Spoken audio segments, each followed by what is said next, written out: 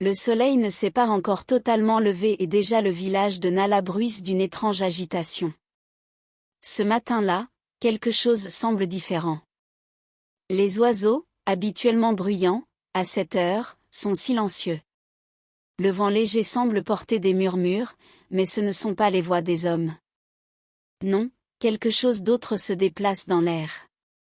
Au centre du village, juste à l'angle du vieux marché, se trouve une petite échoppe de couture. Modeste mais réputée, tous dans la région connaissent Serra, la couturière. Ses mains sont habiles et ses créations embellissent chaque mariage, chaque fête, chaque cérémonie. Elle est célèbre non seulement pour sa maîtrise des tissus, mais aussi pour une capacité étrange à toujours savoir exactement ce dont ses clients ont besoin, même sans qu'ils ne le disent. Serra vit seule depuis que son mari a disparu, il y a plusieurs années. Personne ne sait vraiment ce qui se passe derrière les rideaux de son atelier. Certains disent qu'à moquer, elle parle toute seule parfois. D'autres assurent l'avoir vue travailler tard dans la nuit sans lampe, comme si elle voyait dans le noir. Mais personne n'a jamais pris le temps de vérifier ces rumeurs. Après tout, Serra est respectée. Ce matin-là, alors que le village se réveille doucement, un jeune homme, Kamel, entre dans l'échoppe. Il a besoin d'un nouveau boubou pour la cérémonie de sa sœur. Serra l'accueille avec un sourire chaleureux comme toujours. Sa voix douce le rassure immédiatement. Pourtant, Kamel ne peut s'empêcher de ressentir une gêne étrange. Peut-être est-ce parce que la porte s'est refermée toute seule derrière lui? Ou bien à cause de l'étrange parfum qui flotte dans l'air, une odeur humide, presque terreuse. Serra prend ses mesures, rapides et précises. En passant son mètre-ruban autour de ses épaules, elle murmure quelque chose, une prière, peut-être, ou un mot qu'il ne comprend pas. Kamel n'y prête pas attention.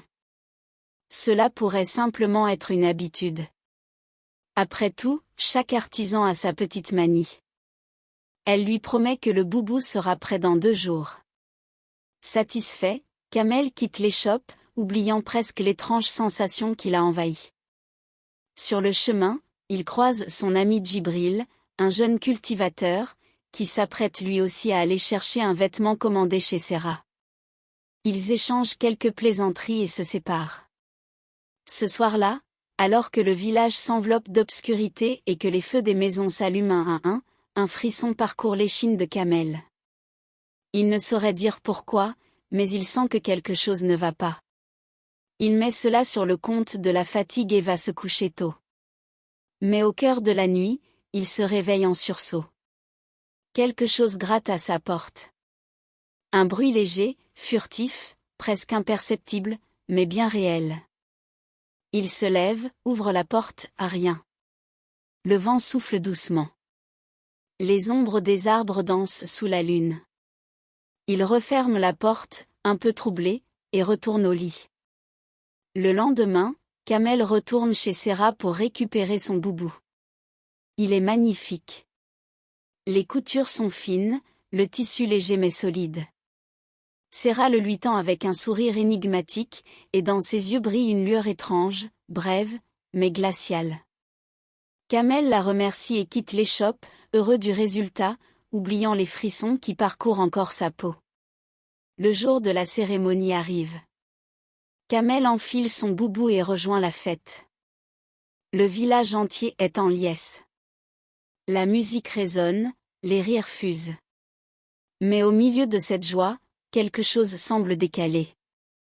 Les regards se croisent étrangement, et certains invités le dévisagent avec insistance. À mesure que la journée avance, Kamel commence à se sentir mal à l'aise. Il transpire anormalement, et une sensation inquiétante grandit en lui. Comme si quelque chose bougeait sous son vêtement. Il se gratte la nuque, en vain. Chaque frottement du tissu contre sa peau devient désagréable, presque douloureux. Il tente de l'ignorer, mais cela empire.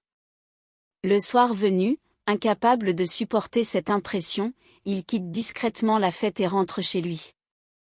Arrivé, il arrache son boubou et le jette à terre. Il rit nerveusement. « Je deviens fou », murmure-t-il. Mais alors qu'il s'approche pour le ramasser, le tissu remue.